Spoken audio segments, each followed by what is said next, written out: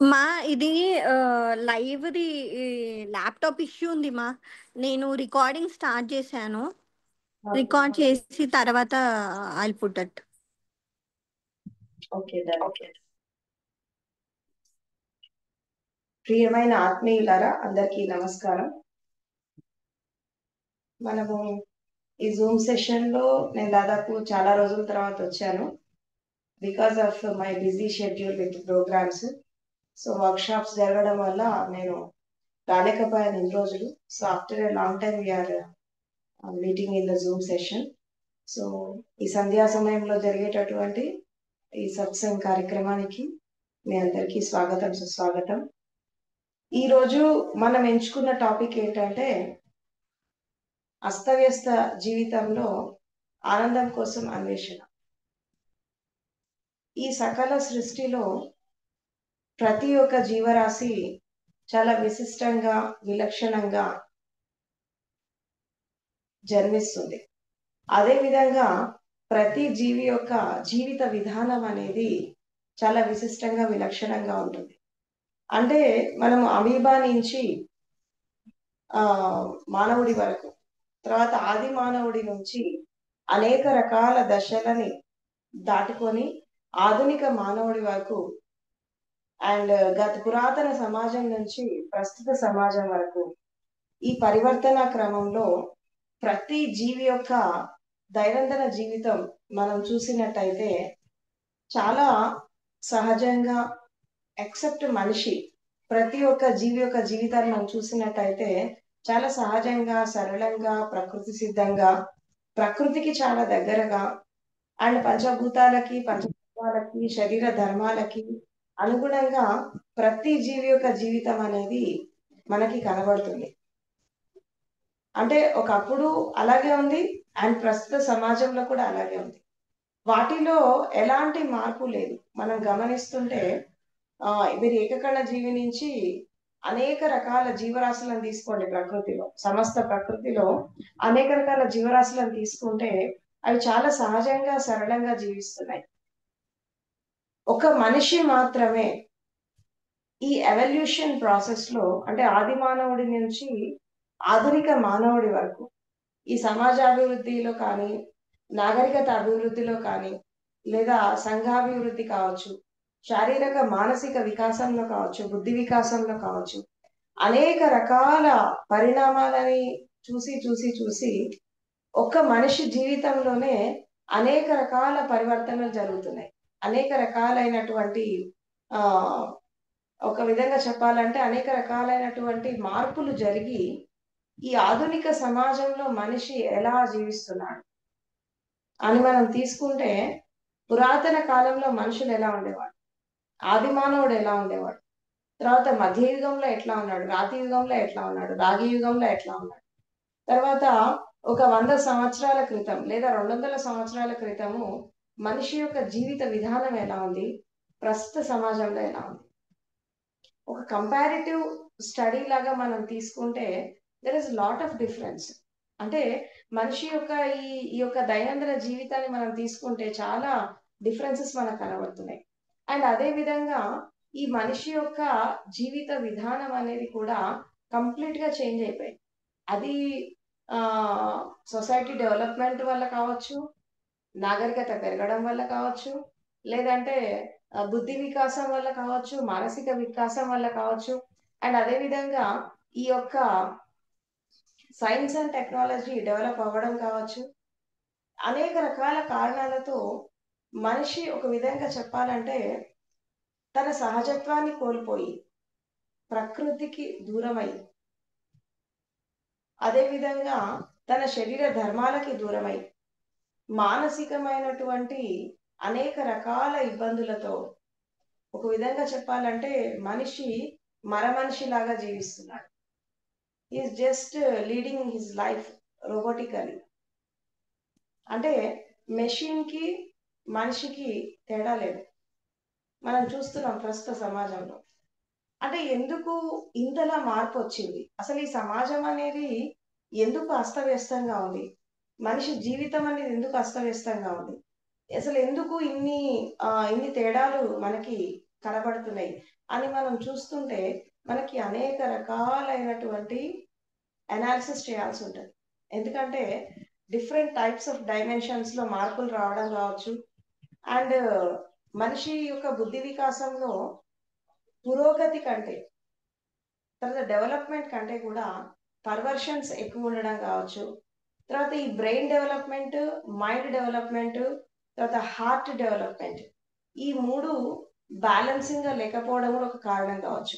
ఇట్లా అనేక రకాల కారణాలతో ఇక్కడ ఏం జరుగుతోంది అంటే ప్రతి ఒక్క స్థితిలో మనిషి అభివృద్ధి వైపు కంటే కూడా ఒక విధంగా చెప్పాలంటే డిటోరియేషన్ కి వెళ్తున్నాడు అని చెప్పి మనం చెప్పుకోవచ్చు. ఎందుకంటే మనిషి యొక్క జీవిత విధానంలో మనం ఎన్నో రకాల మార్పులు చూస్తున్నాం, ఎన్నో రకాలైనటువంటి స్థితులు చూస్తున్నాం. ఇది ఎందుకు ఇలా జరుగుతోంది అని అంటే బికాస్ ఆఫ్ మనిషి స్వయం కృతాపరాధం కొన్ని, తర్వాత సామాజిక పోకడలు కొన్ని, అండ్ అది పుట్టుక, వాళ్ళ పెరుగుదల, తర్వాత వాళ్ళ కుటుంబము, తర్వాత వాళ్ళ తల్లిదండ్రి, చుట్టుపక్కల ఉండే పరిస్థితులు, వీటన్నిటి చేయబట్టి మనిషి జీవితం అనేది చాలా విభిన్నంగా డిఫరెంట్ గా మనకు కనబడుతుంది. అసలు జీవితం అంటే ఏంటి? What is life? జీవితం అనేది ఒక విధంగా చెప్పాలంటే అసమానమైనది, అనిర్వచనీయమైనది, కాలంతో కొలవలేనిది.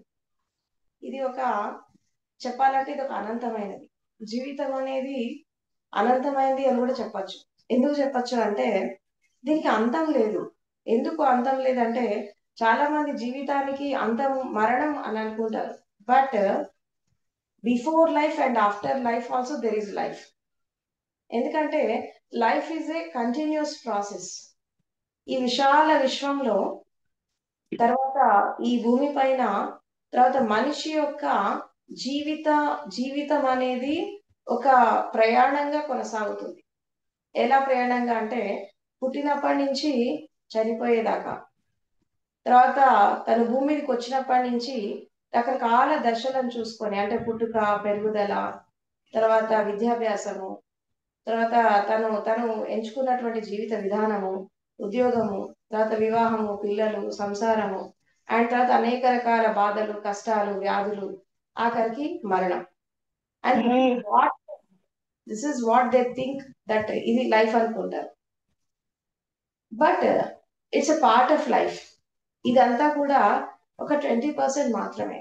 బట్ 80% లైఫ్ ఏంటి అని మనం తీసుకుంటే జీవితం అనేది ఒక విధంగా చెప్పాలి అంటే ఆధ్యాత్మిక జీవనం ఈవెన్ ప్రాపంచిక జీవనం కూడా ఎలా ఉండాలి, ప్రపంచ జీవనం కూడా ఎలా ఉండాలి అని మనం చూసుకుంటే చాలా మందికి వరల్డ్ లైఫ్ కూడా ఎలా లీడ్ చేయాలో తెలియదు, ప్రాపంచిక జీవితాన్ని కూడా ఎలా లీడ్ చేయాలో తెలియదు. అలా లీడ్ చేయడం తెలియకపోవడం వల్ల ఏమవుతుందంటే అనేక రకాల సమస్యలు ఇరుక్కుపోతున్నాడు మనిషి. ఎందుకు అనేక రకాల సమస్యలు ఇరుక్కుపోతున్నాడు అంటే జీవించడం తెలీదు, జీవించేటటువంటి కళ తెలీదు. తర్వాత జీవితంలో సమస్యలు వచ్చినప్పుడు దాని నుంచి మనం ఎలా బయటపడాలో తెలియదు, ఒక కెరీర్ డెవలప్మెంట్ ఎలా చేసుకోవాలో తెలియదు, తర్వాత జీవితంలో ఆర్థికంగా, సామాజికంగా అనేక రకాల స్థితుల్లో మనం ఎలా స్థిరపడాలో తెలియదు. అంటే ప్రతి ఒక్క స్థితి పైన ఒక అవగాహన లేకుండా, అండర్స్టాండింగ్ లేకుండా, అండ్ ఒక విధంగా చెప్పాలంటే అర్థం కాకుండా జీవిస్తున్నారు, కన్ఫ్యూజ్డ్ స్టేట్ లో జీవిస్తున్నారు. ఇక్కడ దీనికి కారణం ఏంటంటే ఒకటి పర్సనాలిటీ డిజార్డర్స్ కావచ్చు, సైకలాజికల్ డిజార్డర్స్ కావచ్చు, పర్సనాలిటీ ట్రేట్స్ కావచ్చు, సైకలాజికల్ ట్రేట్స్ కావచ్చు. ఇలా అనేక రకాల స్థితులలో మనిషి జీవితం అనేది అస్తవ్యస్తంగా ఉంది. ఈ అస్తవ్యస్తమైనటువంటి జీవితానికి ఒక శస్త్రచికిత్స చేయాలి. చేయకపోతే ఏం జరుగుతుందంటే మనిషి అభివృద్ధి కంటే కూడా పతనానికి ఎక్కువ దారితీస్తూ ఉంటుంది. ఎందుకంటే సమాజం అంటే మరేదో కాదు, సమాజం అంటే మనుషుల యొక్క సమూహం. మనము జంతు సమాజాన్ని పక్కకు పెడితే మానవ సమాజాన్ని తీసుకుందాం. ఈ మానవ సమాజం ఏంటి? మనుషుల యొక్క సమూహం. Society is nothing but it's a group of people. And group of పీపుల్లో ఎన్నో రకాల డిస్క్రిమినేషన్స్ ఉన్నాయి, ఎన్నో రకాల విభేదాలు ఉన్నాయి. ఈ విభేదాలు ఎలా వచ్చాయి అంటే రకరకాలుగా వచ్చాయి. ఎలా వచ్చాయి?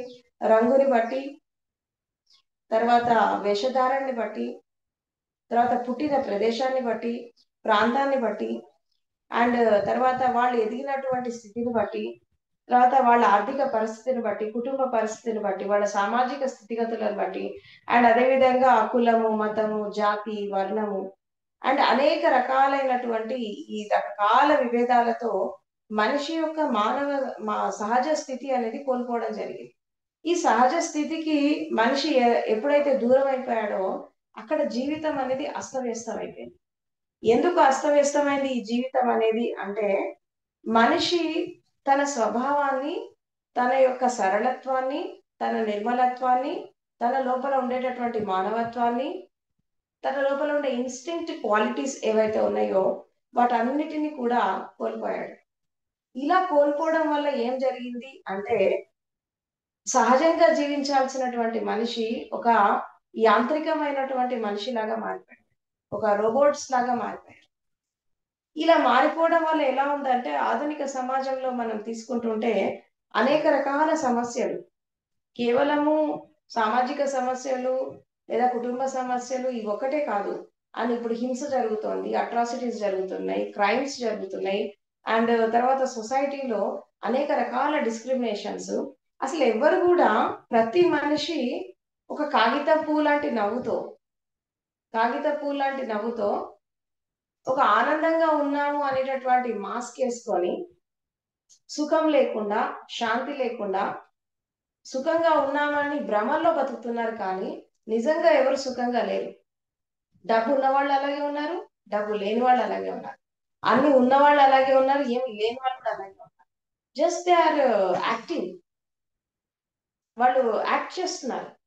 కానీ ఎవరు కూడా ధైర్యంగా గుండెల మీద చేసుకొని నేను సుఖంగా ఉన్నాను, శాంతిగా ఉన్నాను, ఆనందంగా ఉన్నాను అని చెప్పి ఎవరు పర్ఫెక్ట్ గా చెప్పలేకపోతున్నారు. ఎందుకు చెప్పలేకపోతున్నారు? అన్ని ఉన్న వాళ్ళు అలాగే ఉన్నారు, ఏమి లేని వాళ్ళు అలాగే ఉన్నారు. అంటే జీవితంలో సాటిస్ఫాక్షన్ అనేది లేదు. ఎందుకు లేదు సాటిస్ఫాక్షన్? సంతృప్తి అనేది ఎందుకు లేదు? ఒక సుఖం ఎందుకు లేదు? శాంతి ఎందుకు లేదు? అండ్ కుటుంబంలో ఒక ప్రేమ తత్వం ఎందుకు లేదు? ఇవన్నీ లేకుండానే మనిషి అస్తవ్యస్తంగా జీవిస్తున్నాడు. ఎందుకు జీవిస్తున్నాడు అంటే దీనికి చాలా రకాల కారణాలు ఉన్నాయి.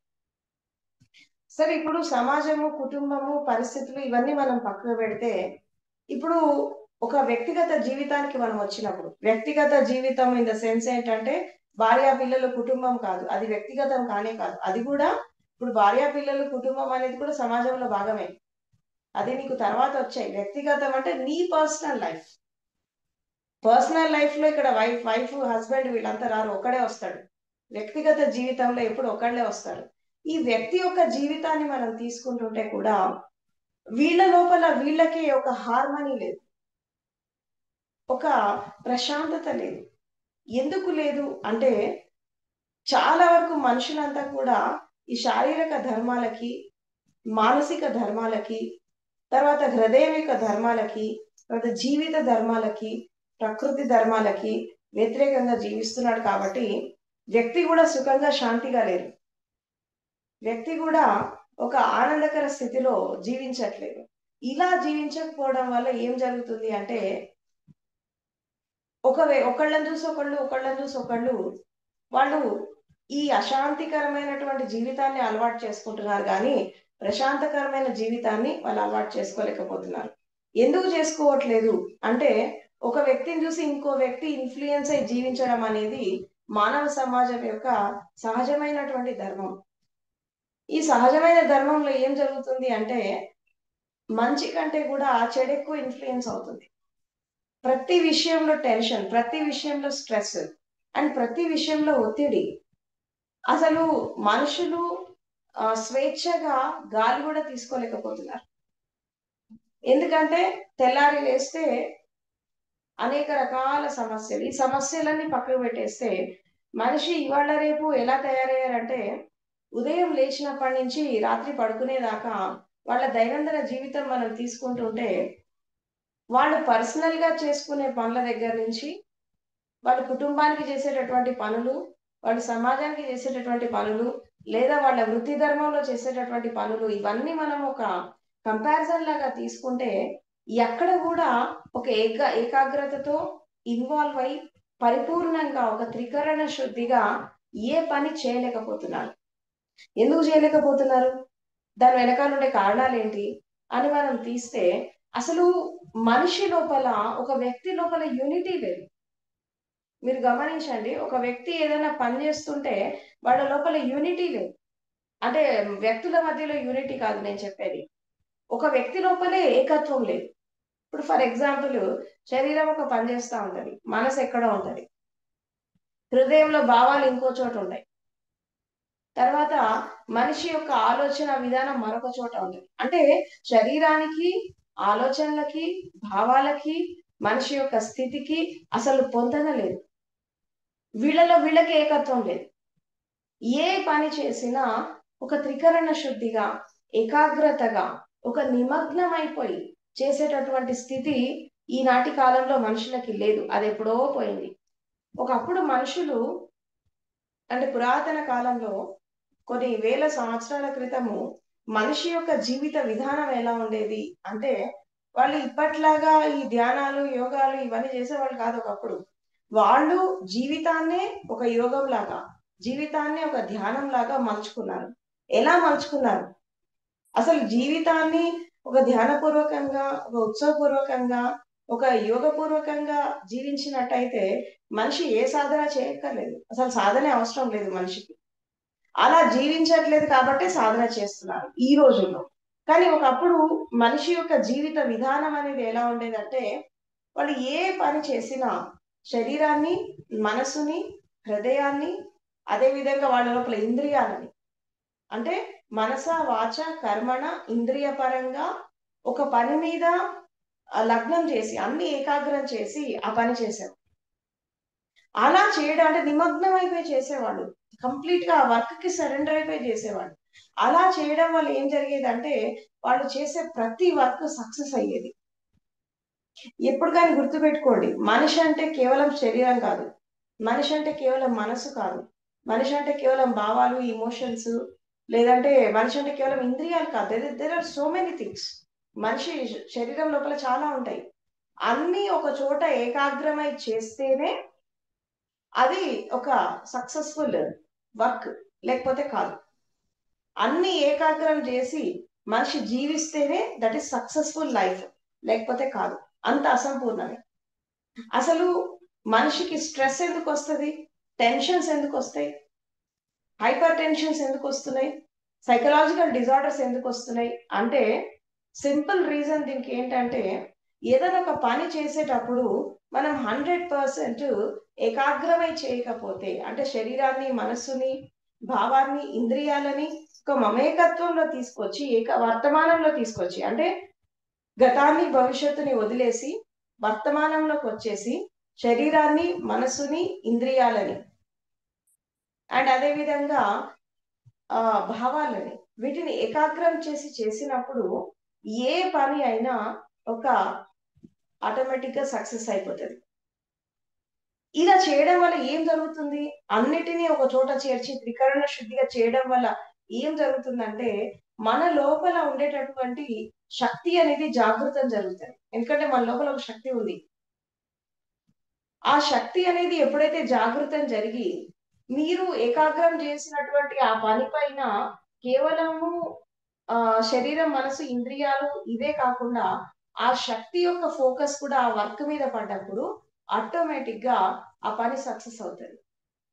ఇప్పుడు మీ శక్తి ఎక్కడైతే పడుతుందో, లేదా మీరు ఏకాగ్రమే ఎక్కడైతే పనిచేస్తారో అక్కడ మీరు మాత్రమే కాదు, అక్కడ ప్రకృతిలో ఉండేటటువంటి శక్తి కావచ్చు, విశ్వంలో ఉండేటటువంటి శక్తి కావచ్చు, ఈ శక్తి అన్ని కూడా అక్కడ ఏకాగ్రం అవ్వడం జరుగుతుంది. ఎక్కడైతే నీ లోపల ఉండేటటువంటి శక్తి, ప్రకృతి శక్తి, అండ్ అదే విధంగా విశ్వశక్తి, ఈ మూడు ఎక్కడైతే ఏకాగ్రం అయిపోతాయో అక్కడ ఏ పని చేసినా సక్సెస్ అవుతుంది. ఇలా జరగాలి అంటే ప్రతి వ్యక్తి కూడా వర్తమానంలో ఉండి ఫస్ట్ ఏకాగ్రమై పనులు చేయడం చేత కావాలి. శరీరం ఒక చోట మనసు ఒక చోట పెట్టి వర్క్ చేస్తే మనిషి సక్సెస్ఫుల్ లైఫ్ అనేది రాదు. ఇప్పుడు అలా చేయకపోవడం వల్ల ఏం జరుగుతుంది, రకరకాల టెన్షన్స్ వస్తున్నాయి, స్ట్రెస్ వస్తుంది.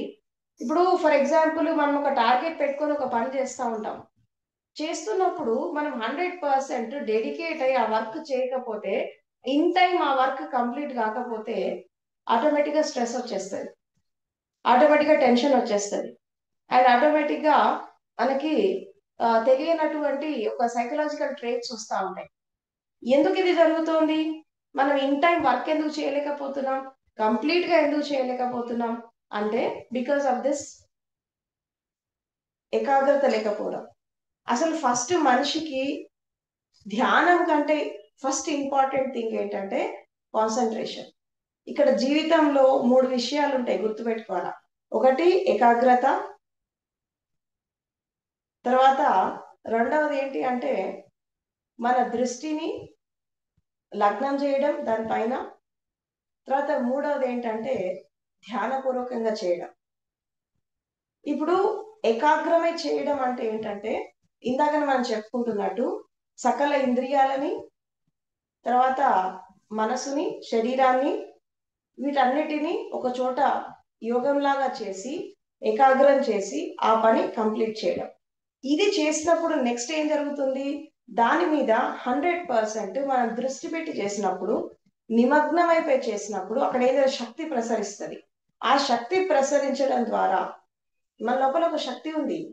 ఎందుకంటే శరీరంలో శక్తి ఉంది కాబట్టి నువ్వు జీవించి ఉన్నావు. అది దాన్ని మనం ఏమంటాం, దాన్ని ప్రాణశక్తి అంటాం, లైఫ్ ఫోర్స్ అంటాం, దాని జీవన శక్తి అంటాం.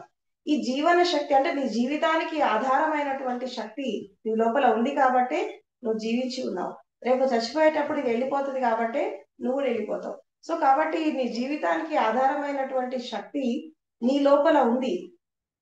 అది ఎప్పుడైతే ఈ ఇంద్రియాలతో వీటితో వాటితో మమేకమైపోయి అది ఉంటుంది కాబట్టి ఎప్పుడైతే నువ్వు వర్క్ చేస్తూ ఉంటావో అది ఏకాగ్రం జరిగినప్పుడు ఏమవుతుందంటే శక్తి ప్రసరించినప్పుడు ఆ వర్క్ అనేది సక్సెస్ అవుతుంది. అప్పుడు మీరు ఏ పని చేసినా, అది ఎంత కష్టమైన పని కావచ్చు, ఎంత క్లిష్టమైన పని కావచ్చు, ఏ వర్క్ అయినా కావచ్చు, అది సక్సెస్ అవుతుంది.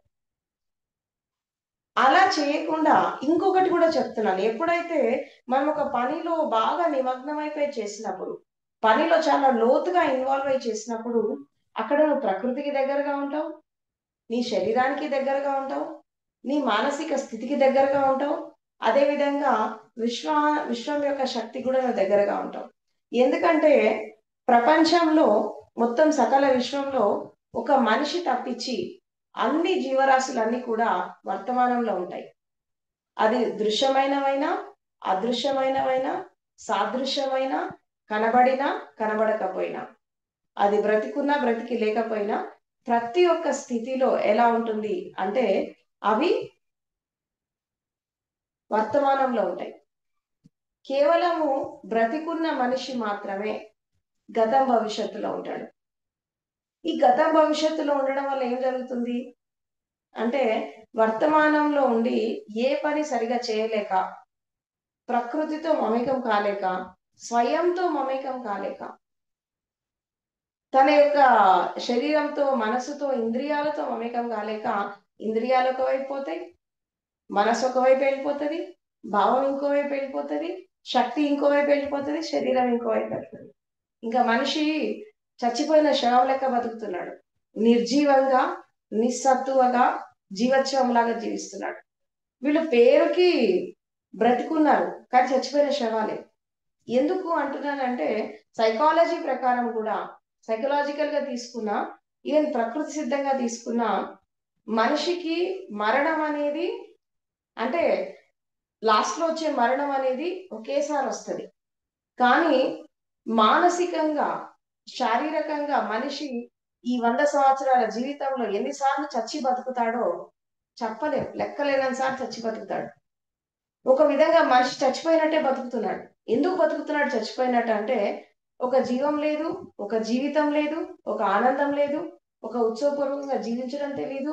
తెల్లారి లేస్తే దుఃఖము, బాధలు, కష్టాలు ఇదే సరిపోతుంది. ఈ రొటీన్ గా జీవించడం వల్ల ఏం జరుగుతుందంటే ఎక్కడ వాళ్ళ జీవితాలు అక్కడ ఆగిపోయినాయి.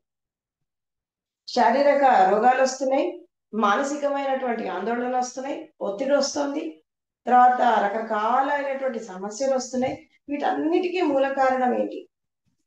వీటన్ని అసలు జీవితం ఎందుకు అస్తవ్యస్తంగా ఉంది అంటే దీనికి మనము 5 కారణాలు చాలా స్పష్టంగా మనకు కనబడుతుంది.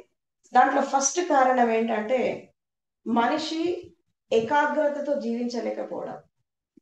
ఫస్ట్ రీజన్ ఇదే. ఏంటి ఏకాగ్రత లేకపోవడం అంటే శరీరాన్ని, మనసుని, ఇంద్రియాలని ఏకం చేసి జీవించలేకపోవడం. ఇది ప్రధానమైనటువంటి కారణం. ఇక రెండవది ఏంటి అంటే తన లోపల ఉండేటటువంటి ఈ శక్తిని జాగృతం చేసుకోకపోవడం. ఇది రెండో కారణం. ఈ శక్తి అనేది ఎప్పుడైతే జాగృతం కాదో, మరి శక్తి జాగరణ జరగాలంటే ఏం కావాలి? దీనికి ధ్యానమో, యోగమో, భక్తో ఇవే మాత్రమే మార్గాలు కాదు. There are so many ways. శక్తి జాగరణ జరగాలంటే ఏం కావాలా? సింపుల్ గా చెప్పాలంటే శరీరంతో పనిచేసినప్పుడు శరీరంతో ఒకటి కావాలి. మానసికంగా ఆలోచిస్తున్నప్పుడు ఆలోచనలతో ఒకటి కావాలి. లోపల ఎమోషన్స్, ఫీలింగ్స్ లేదా హృదయ స్పందనలు వస్తున్నప్పుడు దాంతో ఒకటి కావాలి. శ్వాస వస్తున్నప్పుడు దాంతో మమేకం కావాలి. అట్లీస్ట్ అన్నిటితో ఒకేసారి కాకపోయినా ఎక్కడైతే ఒక కదలిక వస్తుందో, ఎక్కడైతే ఒక మూమెంట్ వస్తుందో దాంతో ఒకటి కావాలి. ఈ 100 సంవత్సరాల మనిషి జీవితంలో అసలు మన హార్ట్ బీట్ ఎలా ఉంటుందో చాలా మందికి తెలియదు. మన గుండె చప్పుడు ఎలా ఉంటుందో చాలా మందికి తెలియదు. స్టెథోస్కోప్ పెట్టుకుంటేనే హార్ట్ బీట్ వినేటటువంటి పరిస్థితి వచ్చింది. కానీ మనం ఎప్పుడైతే నిశ్శబ్దం అయిపోతామో, మనం ఎప్పుడైతే కామ్ డౌన్ అయిపోతామో మన హృదయ స్పందన మనకి వినబడుతుంది, ఎలాంటి ఇన్స్ట్రుమెంట్ లేకుండా. తర్వాత మన శారీరక కదలికలు, చేయి కదిలినా, కాలు కదిలినా, లోపల కదిలినా, బయట కదిలినా, ప్రతి ఒక్క స్థితిలో మన శారీరక కదలికలు కూడా ఎలా వస్తున్నాయో మనకి దాని పట్ల ఎరుక లేదు, జాగృతి లేదు. అండ్ అదే విధంగా మనసులో వచ్చే ఆలోచనలు, తర్వాత హృదయంలో వచ్చే భావాలు, వీటి పట్ల మనకి ఎలాంటి ప్రతిస్పందన లేదు. ఎందుకంటే అది యాంత్రికంగా నడుస్తున్నాయి, మనకి తెలిసి నడవట్ల. శరీరం అనేది ఆటోమేటిక్ గా నడుస్తోంది. వాస్తవానికి శ్వాస, గుండె చప్పుడు, శరీరంలో రకరకాల సిస్టమ్స్, ఇవన్నీ కూడా ప్రకృతి నడిపిస్తోంది కాబట్టి మనిషి జీవించి ఉన్నాడు. ఒకవేళ మనిషి నియంత్రణలో శరీర సిస్టమ్స్ వచ్చినాయి అనుకోండి, ఏంటి పరిస్థితి? ప్రకృతి నీ జీవితాన్ని తన చేతుల్లో తీసుకొని నడిపిస్తోంది కాబట్టి మనం ఈరోజు జీవించి ఉన్నాం. అది గుర్తుపెట్టుకోవాలి ఎవరైనా కానీ. అది ఎంత పెద్ద మేధావి అయినా, శాస్త్రవేత్త అయినా, ఎవరైనా సరే. కాదనలేని సత్యం ఏంటి అంటే ప్రకృతి ద్వారానే శరీరం నడుస్తుంది, పంచభూతాల ద్వారా శరీరం నడుస్తుంది. ఈ పంచభూతాలు శరీరాన్ని నడిపిస్తున్నాయి కాబట్టి మనం నడుస్తున్నాం. అంటే మనకి తెలిసిన శరీరం ఏంటి? మనకు తెలిసిన శరీరం ఒకటే, కళ్ళ ముందు కనిపించేది తోలు. నేను ఎర్రగా ఉన్నానా, తెల్లగా ఉన్నానా, నల్లగా ఉన్నానా, అందంగా ఉన్నానా, కురూపంగా ఉన్నానా, మనకు తెలిసింది ఇదే. అవుటర్ బాడీ మాత్రమే మనకు తెలుసు. కానీ ఇన్నర్ గా లోపల ఎన్ని జరుగుతున్నాయి, ఎన్ని సిస్టమ్స్ వర్క్ అవుతున్నాయి? గుండె 24 అవర్స్ కొట్టుకుంటోంది, శ్వాస 24 అవర్స్ వస్తుంది, హృదయ స్పందన 24 అవర్స్ జరుగుతోంది, ప్రతి కణకణం కణకణం పనిచేస్తోంది, జీర్ణ వ్యవస్థ పనిచేస్తోంది, తర్వాత రెస్పిరేటరీ సిస్టమ్ పనిచేస్తుంది. ప్రతి ఒక్క సిస్టము చాలా సిస్టమేటిక్ గా పనిచేస్తున్నాయి. ఇవి ఎలా పనిచేస్తున్నాయి? మనం నడిపించుకుంటున్నామా? శ్వాస మనం వద్దంటే ఆగుతోందా, లేదంటే కావాలంటే వస్తుందా? దానంతట జరుగుతుంది. గుండె మనము కాసేపు ఆగిపో అంటే ఆగిపోతుందా? మన కంట్రోల్ ఏముంది దీనిపైన? నిజంగా ప్రకృతి ఈ గుండె సంబంధించిన వ్యవస్థ కానీ, శ్వాస వ్యవస్థ కానీ మనిషి చేతికి ఇచ్చిందనుకో, మనిషి మర్చిపోతాడు కదా, శ్వాస తీసుకోవడం మర్చిపోతాడు. గుండె చప్పుడు కొట్టుకోవడం అనేది మనిషి కంట్రోల్లో ఇస్తే అది ఆగిపోతుంది. ఆగిపోతే మనిషి చచ్చిపోతాడు, ఒక క్షణం కూడా బతికేవాడు కాదు. అసలు మనిషికి ఈ కంట్రోలింగ్ సిస్టమ్, మనిషికి ప్రకృతి చూసుకోకుండా మనిషి చేతుల్లో పెడితే ఒక క్షణంలో మనిషి చచ్చిపోతాడు. పుట్టిన వెంటనే పోయేవాడు నిజంగా మనిషి చేతుల్లోకి ఇస్తే. ఎందుకంటే మనం పట్టించుకోం కదా. మనం దాని గురించి పట్టించుకోము, మనం మర్చిపోతాం కదా, నిద్రపోతాం మనం నిద్రపోయినప్పుడు గుండె కొట్టుకుంటోంది, లోపల సిస్టమ్స్ అన్ని నడుస్తున్నాయి. ఇవన్నీ ఎట్లా నడుస్తున్నాయి, ఎవరు నడిపిస్తున్నారు? నువ్వు గాఢ నిద్రలో ఉన్నావు కదా, మొద్దు నిద్రలో ఉన్నావు కదా, నీ హార్ట్ ఎట్లా కొట్టుకుంటుంది, నీకు శ్వాస ఎట్లా వస్తుంది? ఇదంతా ఎలా జరుగుతుంది? ప్రకృతి ద్వారా జరుగుతుంది. ప్రకృతి నిన్ను నడిపిస్తోంది కాబట్టి నువ్వు నడుస్తున్నావు. ఇక్కడ మనిషికి అహంకారం పనికిరాదు. నేనే అన్ని చేస్తున్నా, నేనే అన్ని సాధిస్తున్నాను, నా వల్లే మొత్తం జరుగుతోంది అని చెప్పి మనిషికి ఈగో ఒకటే ఉంది, మిగిలిపోయింది ఆఖరికి, ఇంకేం లేదు అందుకంటే. ఎందుకంటే మనిషికి లేనిపోని అహంకారం. ఈ అహంకారం ఉండడం వల్ల ఏం జరుగుతుంది అంటే అసలు ప్రకృతిని మర్చిపోతున్నాడు, తన సహజత్వాన్ని కోల్పోయాడు, తన శరీర ధర్మాలని కోల్పోయాడు, అదేవిధంగా మానసిక ధర్మాలను కోల్పోయాడు. కోల్పోయి అస్తవ్యస్తంగా జీవిస్తున్నాడు.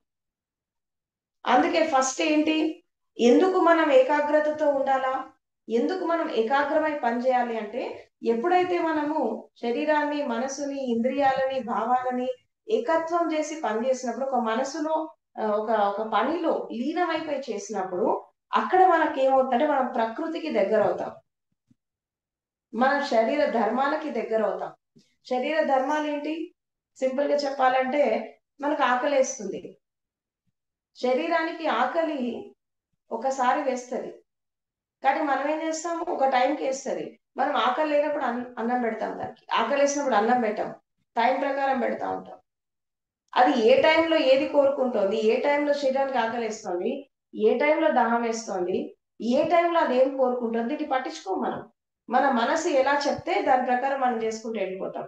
దీనివల్ల ఏమవుతుంది, శారీరక ధర్మాలకి మనం దూరం అయిపోతున్నాం. ఇంకా మనసు విషయంలో తీసుకుంటే మనసు అంతా అస్తవ్యస్తంగా ఉంది. అది ఎప్పుడు గతంలోనే ఉంటది, లేదంటే భవిష్యత్తులో ఉంటది, వర్తమానంలో ఉంటది. ఇక హృదయము, స్పందనలు ఇవన్నీ చాలా దూరం. ప్రతి మనిషి 24 hours 365 days 24/7 మనిషి జీవించేది రెండింటితోనే. ఒకటి శరీరం, రెండోది మనసు. ఇది రెండే తెలుసు మనిషికి, ఇంకేం తెలియదు. మనసు అంటే ఏం లేదు, ఆలోచనలు, గతం తాలూకు జ్ఞాపకాలు, భవిష్యత్తు తాలూకు ఊహలు, వర్తమానంలో తను చేస్తున్న పని గురించి ఆలోచనలు. ఈ రెండే ప్రధానంగా జీవిస్తున్నారు. కానీ హృదయము, హృదయ స్పందన, తర్వాత ఇంద్రియాలు అసలు మొత్తం కంప్లీట్ గా చచ్చిపోయినాయి. ఒక శరీరం అనేటటువంటి ఇంద్రియం ఒకటే పనిచేస్తోంది. పంచేంద్రియాలలో శరీరం అనేది అతిపెద్ద ఇంద్రియం. ఈ శరీరం ఒక్కటే, అది కూడా ఆటోమేటిక్ మెకానిజం ద్వారా పనిచేస్తుంది. కానీ దీనికి మనిషి ఈ చేయిలేస్తుంది, ఈ కాళ్ళు వేస్తుంది, ఈ కళ్ళు కదులుతున్నాయి, తర్వాత మనం తింటున్నప్పుడు రుచి వస్తోంది, మనం స్పర్శిస్తున్నప్పుడు స్పర్శ వస్తోంది. ఈ మొత్తం ఇంద్రియాలన్నీ కూడా స్తబ్దమైపోయినాయి. ఇంకా వినడము, చూడడము అవన్నీ ఎప్పుడో పోయినాయి. వినడము, చూడడము, తర్వాత ఇవన్నీ ఎప్పుడో వెళ్ళిపోయినాయి. ఈవెన్ సెన్సెస్ అనేవి కూడా ఇన్సెన్సిటివ్ అయిపోయినాయి. మనిషి సంవేదనశీలతను కోల్పోయాడు. అంటే ఇంత ఎక్స్ట్రావర్ట్ అయి మనిషి జీవిస్తున్నాడు. కనీసం తన పర్సనల్ పనులు కూడా ప్రశాంతంగా తీర్చుకోలేనటువంటి పరిస్థితి. ఎందుకు ఇదంతా జరుగుతోంది?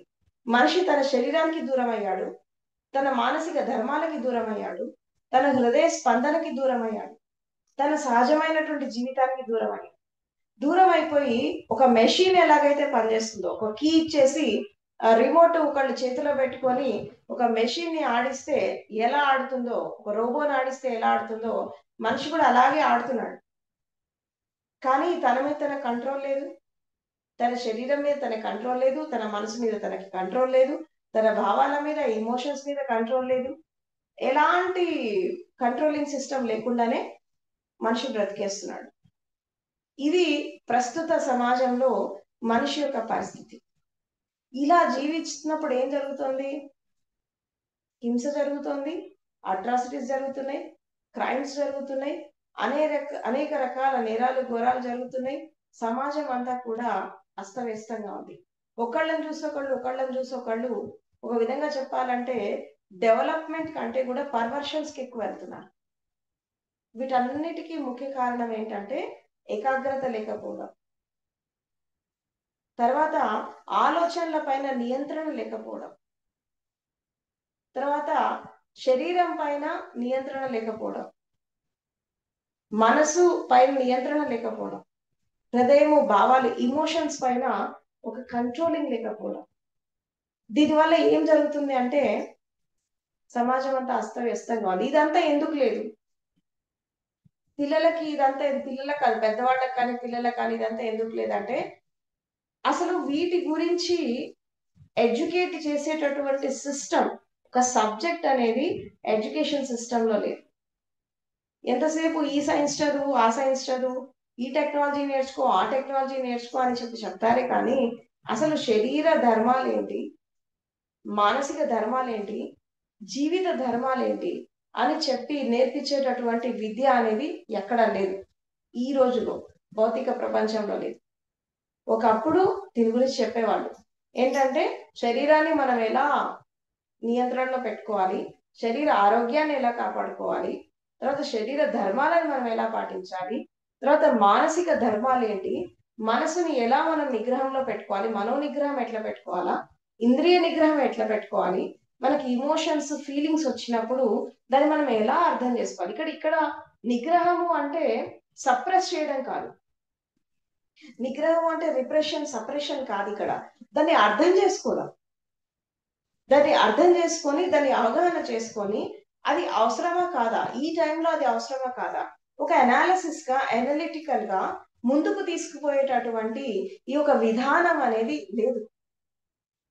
ఒకళ్ళ ఫ్రస్ట్రేషన్ ఒకళ్ళ మీద పడేస్తారు, ఒకళ్ళ టెన్షన్స్ ఇంకొకళ్ళ మీద పడేస్తారు, ఒకళ్ళ స్ట్రెస్ ఇంకొకళ్ళ మీద పడేస్తారు. What is the stress? అసలు స్ట్రెస్ ఎందుకు వస్తుంది? ఇవాళ రేపు ఒత్తిడి ఎందుకు వస్తుంది? స్ట్రెస్ ఏంటంటే ఒక విధంగా మనకి సైకలాజికల్ ట్రేట్స్ లో చెప్పాలంటే ఏంటంటే స్ట్రెస్ అంటే ఏంటంటే reality plus expectation, reality plus expectation ఈ రెండు ఇర్రెలవెంట్ గా ఉన్నప్పుడు స్ట్రెస్ విల్ కమ్. అంటే ఎట్లా అంటే reality plus expectation is equal to irrelevant. ఈ ఇర్రెలవెంట్ ప్రాసెస్ లో లాస్ట్ కి వచ్చే బై ప్రోడక్టే స్ట్రెస్. ఎందుకు అంటే మనం ఒకటి ఆశిస్తాము కానీ వాస్తవం వేరేలాగా ఉంటది. దానివల్ల ఏమవుతుంది, మనం ఆశించిన దానికి వాస్తవ స్థితికి ఇర్రెలవెంట్ గా డైరెక్ట్ ఇండైరెక్ట్ గా డైరెక్షన్స్ లో పోతా ఉంటాయి, డిఫరెంట్ డైమెన్షన్స్ లో పోతా ఉంటాయి. దానివల్ల ఏమవుతుంది, మనం ఆశించింది మనకు దొరకదు, దొరకనప్పుడు స్ట్రెస్ వచ్చేస్తుంది. అండ్ అదే విధంగా యాంగ్జైటీస్ కానీ, డిప్రెషన్స్ కానీ, ఓసిడి ప్రాబ్లమ్స్ కానీ, సైకలాజికల్ డిజార్డర్స్, పర్సనాలిటీ డిజార్డర్స్ ఇవన్నీ ఎందుకు వస్తున్నాయి? ఒకప్పుడు ఇవన్నీ లేవే మనిషికి. ఇవన్నీ ఎందుకు వస్తున్నాయి అంటే సింపుల్ గా చెప్పాలంటే చేసే పని పైన, ఆలోచించే మనసు పైన, చుట్టూ ఉండేటటువంటి పరిస్థితుల పైన, సమాజం పైన, తన స్థితిగతుల పైన అవగాహన లేకుండా, అండర్స్టాండింగ్ లేకుండా మనం ఏదైతే చేస్తామో దాని వల్ల వచ్చేటటువంటి పరిణామం ఇది, దానివల్ల వచ్చే పరిణామం. అండ్ ఇవాళ రేపు ఒక 40 years బిఫోర్ లైఫ్ కి 40 years ఆఫ్టర్ లైఫ్ కి మనం తీసుకుంటే there is lot of difference. ఇప్పుడు ఇవాళ రేపు మనకి ఈ సైన్స్ అండ్ టెక్నాలజీ మనకి ఎంతైతే డెవలప్ అవుతుందో మనిషి ఇంకా యాంత్రికం అయిపోతున్నాడు. Just he's become a machine. అంటే ఎవరో స్విచ్ చేస్తే లైట్ వెలుగుతుంది అన్నట్టుగా, ఎక్కడో స్విచ్ చేస్తారు వీళ్ళు ఇక్కడ వెలుగుతారు. అంటే తన జీవితం మీద కంట్రోల్ అనేది ప్రతి మనిషికి లేదు, వేరే వాళ్ళు కంట్రోల్ చేస్తారు. మన మెషిన్స్ ఎలాగైతే మనం కంట్రోల్ చేసి అదుపులో పెట్టుకుంటున్నామో నీ లైఫ్ ని కూడా ఇంకొకరు కంట్రోల్ చేస్తున్నారు, కానీ నీ లైఫ్ నీ అదుపులో లేదు. ఎవరో కోపం అనే బటన్ నొక్కుతారు నీకు కోపం వచ్చేస్తుంది, ఎవరో ఆవేశం అనే బటన్ నొక్కుతారు నీకు ఆవేశం వచ్చేస్తుంది, అవునా? ఎవరో నీకు ఇంకేదో అరిషడ్ వర్గాలకు సంబంధించిన ఏ బటన్ నొక్కితే నువ్వు ఇక్కడ ఒక పపెట్ లాగా నువ్వు ఆడుతూ ఉంటావు. అంటే నీ జీవిత రిమోట్ నీ చేతుల్లో లేదు, అది వేరే వాళ్ళ చేతుల్లో ఉంది. వాళ్ళు ఎలా చెప్తే వాళ్ళు అలా ఆడుతూ ఉన్నావు. ఎందుకు ఆడుతున్నావు అంటే అసలు నీ మీద నీకు అవగాహన ఉండాలి కదా, ఒక అండర్స్టాండింగ్ ఉండాలి కదా. నీ బాడీ మీద, నీ ఆలోచనల మీద, నీ ఇమోషన్స్ పైన, నీ ఫీలింగ్స్ పైన నీకు నీకు అవగాహన ఉంటే నేను ఎక్కడ రియాక్ట్ కావాలి, ఎక్కడ రియాక్ట్ కాకూడదు, నేను ఎక్కడ స్పందించాలా, ఎక్కడ స్పందించద్దు, నేను నన్ను ఎలా కంట్రోల్ చేసుకోవాలి అని నీకు తెలియదు కదా. అంటే ఒక విధంగా చెప్పాలంటే everybody is dependent on other people for everything. అసలు ఇక్కడ ఒక ఇండివిజువాలిటీ లేదు, ఒక వ్యక్తిత్వం లేదు. తర్వాత ఒక విధంగా చెప్పాలంటే ఒక గుర్తింపు లేదు, ఒక ఐడెంటిఫికేషన్ లేదు. ఈ ఐడెంటిఫికేషన్ క్రైసిస్ అనేది ఇప్పుడు కాదు, చాలా సంవత్సరాల నుంచి మనిషి లోపల ఉంది. నేనేంటో ప్రూవ్ చేసుకోవాలా, తర్వాత నా వ్యక్తిత్వాన్ని ప్రూవ్ చేసుకోవాలి, తర్వాత నాకంటూ ఒక స్టేటస్, ఒక పొజిషన్ అండ్ నాకంటూ ఒక పేరు ప్రఖ్యాతలు రావాలని ప్రతి వాళ్ళు పరిగెడుతున్నారు. ఈ పరిగెత్తడంలో ఏం జరుగుతుంది? కాంపిటీషన్ వచ్చింది, కంపారిజన్ వచ్చింది, అండ్ దానివల్ల స్ట్రెస్ కూడా వచ్చింది.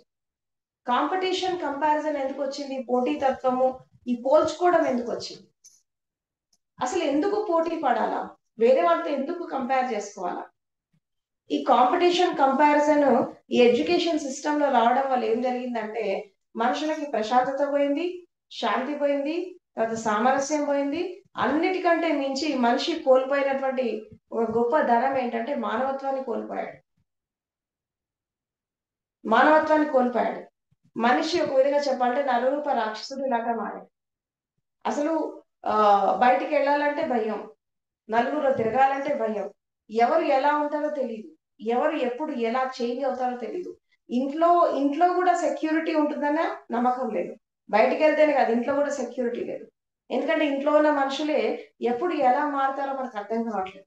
ఇవాళ రేపు మనం కొన్ని కేసెస్ తీసుకుంటూ ఉంటే జనరల్ గా మనం చూస్తున్నాం సోషల్ మీడియాలో, గమనిస్తున్నాం ఏంటి అంటే ఎంత అమానుషత్వము, ఎంత రాక్షసత్వము. అసలు ఆడవాళ్ళకి మాతృత్వం లేదు, స్త్రీతత్వం లేదు. అసలు ఆ పిల్లల్ని చంపేయడం ఏంటి, తర్వాత మనిషిని హింసించుకోవడం ఏంటి. అంటే ఒకప్పుడు స్త్రీ తత్వం అంటే చాలా సున్నితంగా, చాలా చాలా సెన్సిటివ్ గా, ఒక విధంగా చెప్పాలంటే చాలా ప్రేమతో, కరుణతో ఉండేటటువంటి స్త్రీ తత్వం. అలాంటి స్త్రీలు కూడా ఒక రాక్షసంగా వెళ్ళిపోతున్నారు, ఒక పర్వర్టెడ్ గా వెళ్ళిపోతున్నారు. కనీసం కన్న బిడ్డల్ని కూడా కాపాడుకోలేని స్థితిలో, అంటే ఎట్లాగైతే ఒక పులి పిల్లల్ని కని ఒక దశలో పెంచి పులి ఆకలిసినప్పుడు తన పిల్లల్ని తానే చంపుకొని తింటదట. ఇది మనం జంతు ప్రవృత్తిలో చూసాం. ఇప్పుడు ప్రస్తుతము మనుషుల పరిస్థితి కూడా అదే. ఎవరి పిల్లల్ని వాళ్లే చంపేస్తున్నారు, ఎవరి మనుషులని వాళ్లే చంపేసుకుంటున్నారు. ఇది మనం సమాజం ఎటుపోతోంది, మనుషులు ఎటుపోతున్నారు? ఇంకా మనము జంతువు స్థితిలోకి వెళ్ళిపోతున్నామా, అయితే మనుషుల్లాగా బతుకుతున్నామా? ఈ సమాజాన్ని చూస్తుంటే ఒక విధంగా భయం వేస్తోంది. ఎవరు ఎటుపోతున్నారో అర్థం కావట్లేదు. అంటే రాను రాను ఏం జరుగుతుందంటే మనిషి కంప్లీట్ గా తన మానవత దృష్టిని, నేను మనిషిని అనేటటువంటి అస్పృహ కోల్పోతున్నాడు. ఎదుటి మనిషిని చిన్న పెద్ద ఆడమగతో సంబంధం లేదు. ఎదుటి మనిషిని హింసించినప్పుడు, ఎదుటి మనిషిని టార్చర్ చేసినప్పుడు నేను ఒక మనిషిని అనేటటువంటి స్పృహ కోల్పోయి జంతు ప్రవృత్తిలోకి వెళ్ళిపోతున్నాడు. ఒక విధంగా చూస్తే మనుషుల కంటే జంతువులే బెటర్ లాగా అనిపిస్తున్నాయి. ఎందుకు ఈ స్థితి వచ్చింది? ఎందుకు ఈ పర్వర్షన్స్ వస్తున్నాయి? ఆధునిక సమాజంలో ఇంత క్రైమ్, ఇన్ని మర్డర్స్, ఇన్ని డెకాయిట్స్, ఇవన్నీ ఎందుకు జరుగుతున్నాయి? మనిషిని మనిషి ఎందుకు చంపుకుంటున్నాడు? ఎందుకు హింసించుకుంటున్నారు? ఇప్పుడు ఒక జాతికి చెందినటువంటి ఒక జంతువు, అది క్రూర మృగమైనా సరే, ఒక జాతికి చెందినటువంటి జంతువు ఆ జాతి జంతువుని చంపదు. ఒక పులిని చంపదు, ఒక సింహాన్ని చంపదు. వేరే జాతి జంతువులను చంపుతాయి, కానీ ఆ జాతి జంతువులను చంపదు.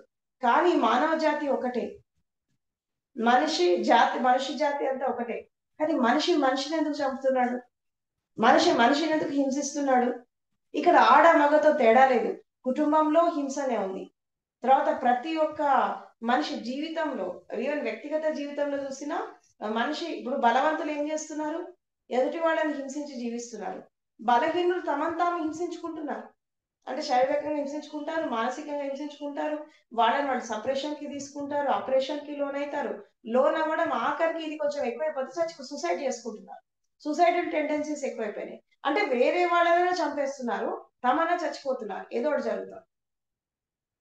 బలహీనులు తమను తాము చంపేసుకుంటున్నారు, బలవంతులు ఎదుటి వాళ్ళని చంపుతున్నారు. అంటే స్వయంగా చూసినా హింస జరుగుతోంది, తర్వాత పక్కన చూసినా హింస జరుగుతుంది. అంటే ఒక విధంగా చెప్పాలంటే హింసాత్మకమైనటువంటి సమాజానికి వెళ్తున్నామా? ఇంకా రాను రాను ప్రపంచం ఎటుపోతుంది? ఇట్లాగే మనుషులు ఒకళ్ళొకళ్ళు చంపుకుంటూ పోతుంటే రేపు భవిష్యత్తులో మానవ జాతి, మానవ మనుగడ భూమి మీద మిగలడం చాలా కష్టమైపోతుంది. ఇప్పటికే మనం చూస్తున్నాం, ఒకవైపు యుద్ధాలు వస్తున్నాయి, ఒకవైపు ప్రకృతి విపత్తులు వస్తున్నాయి, ఒకవైపు మ్యాన్ మేడ్ మనిషి సృష్టించిన విపత్తులు వస్తున్నాయి, ఇంకోవైపు భూకంపాలు వస్తున్నాయి, రకరకాల పరిస్థితులు మనం చూస్తున్నాం. ఈ పరిస్థితులలో అసలు మనిషి అనేవాడు మిగులుతాడా మిగలడా, ఒకవేళ మిగిలితే ఆ మనిషి అనేవాడు ఎలా ఉంటాడు అనేది ఒక పెద్ద క్వశ్చన్ ఇది. ఒక ఒక ఇవాళ రేపు మనం సమాజంలో మనం తీసుకుంటే చాలా విపత్కాల పరిస్థితుల్లో ఉన్నాం, ఒక విధంగా డిజాస్ట్రస్ సిచ్యుయేషన్స్ లో ఉన్నాం. And all this is disgusting ఒక విధంగా చెప్పాలంటే. ఈ డిజాస్ట్రస్ సిచ్యువేషన్స్ లో ఉన్నాము, ఎటు నుంచి ఏ ప్రళయం ఎటు వస్తుందో తెలియదు, ఎటు నుంచి ఎవరు అటాక్ చేస్తారో తెలియదు, ఎటు నుంచి ఏం జరుగుతుందో తెలియదు. We all are living in the dangerous situations. ఒక ప్రమాదకరమైనటువంటి అంచులలో, ప్రమాదకరమైనటువంటి స్థితిలో ఒక మనిషి ఈ దేశం ఆ దేశం అని కాదు, మొత్తం మానవ జాతి ఒక ప్రమాదపు అంచుల పైన నిల్చుంది. ఎవరన్నా వచ్చి ఒక ఇట్లా నెట్టేస్తే ఆ ప్రళయంలో మునిగిపోతారు. రేపు రేపు ఇదే జరగబోతోంది, భవిష్యత్తులో కాలం ఇలాగే ఉండబోతుంది. సో ఇప్పటికైనా మనిషి ఈ అస్తవ్యస్త జీవితాన్ని ఆపేయండి, ఉరుకులు పరుగులు ఆపండి. పరిగెత్తి చేసేది లేదు, పోయి ఆ సమాధుల్లో పడి చచ్చిపోవడమే.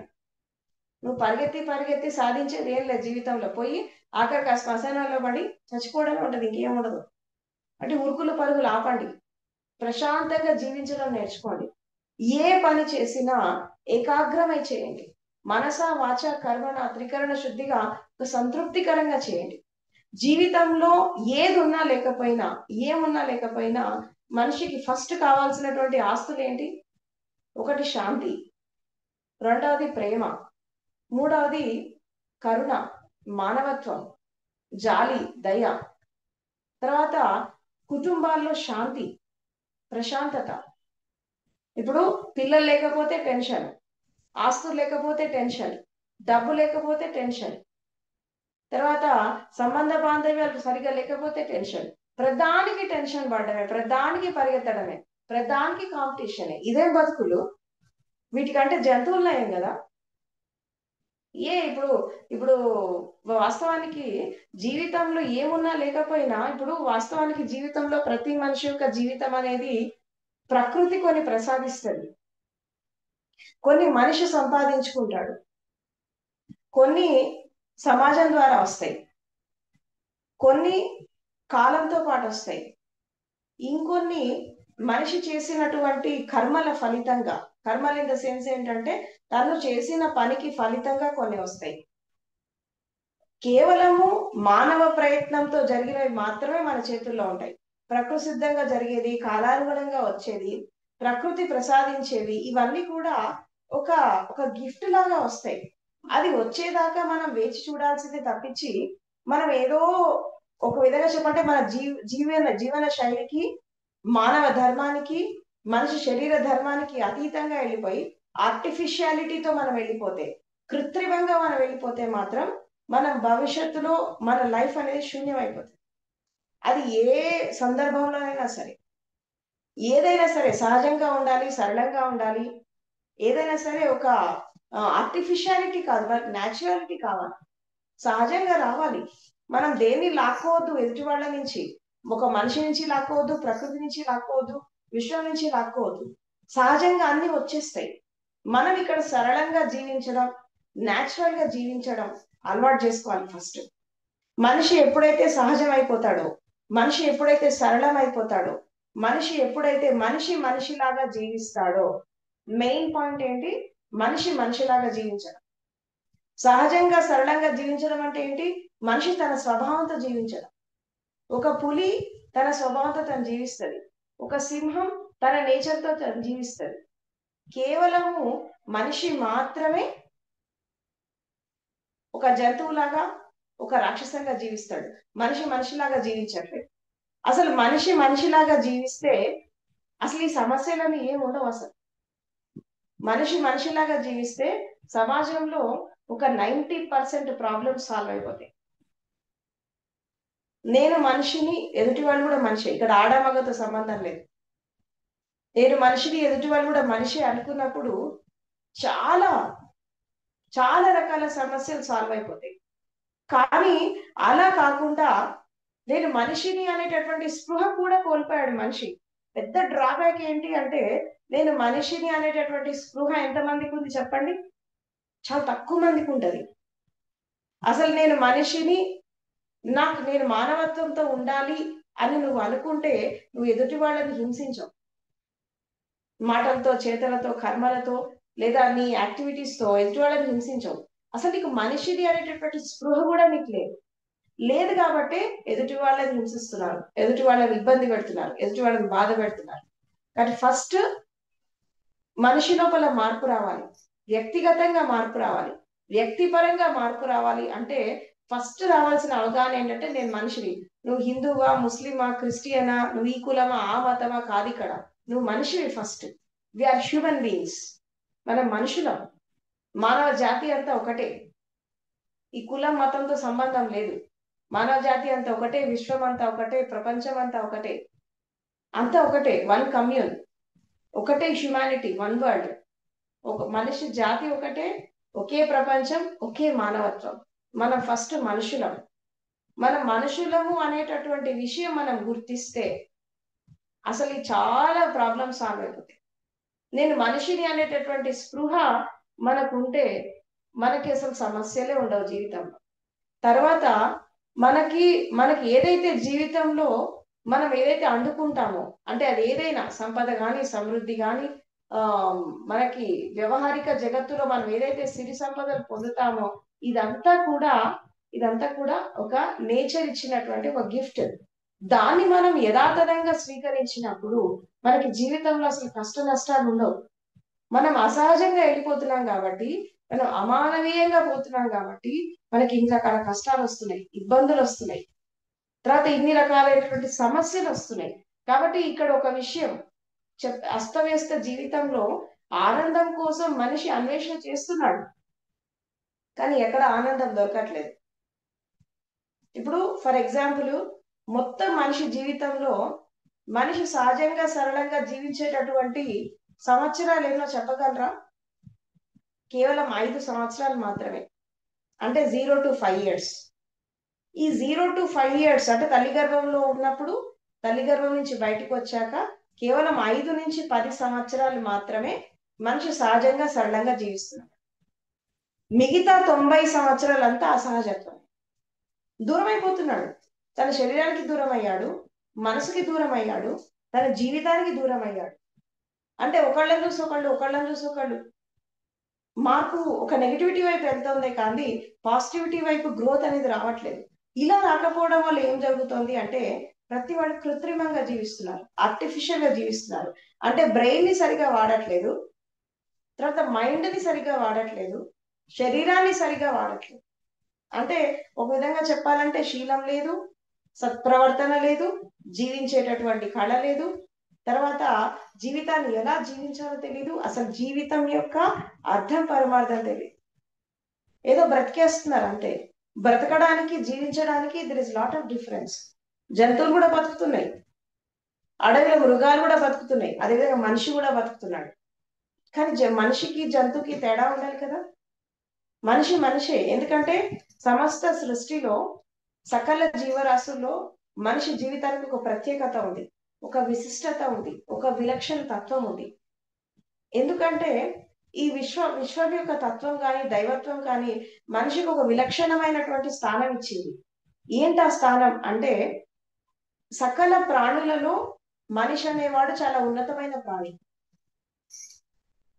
ఉన్నతమైన ప్రాణి ఎందుకు అంటే, మనిషి ఇతర జీవరాశుల్లో మనిషికి ఉన్నటువంటి ఆ తేడా ఏంటంటే, మనిషి లోపల బుద్ధి వికాసం ఉంది, వాణి వికాసం ఉంది, మేధస్సు వికాసం ఉంది, తర్వాత మానవీయ వికాసం ఉంది, అదేవిధంగా శక్తి వికాసం ఉంది, హృదయ వికాసం. ఈ వికాసం జరిగి ప్రకృతి కానీ, పంచభూతాలు కానీ, విశ్వతత్వం కానీ మనిషికి సమస్తం దారపోసింది. అంటే ఒక విధంగా మనిషి తలుచుకుంటే భగవంతుడు కూడా కావచ్చు.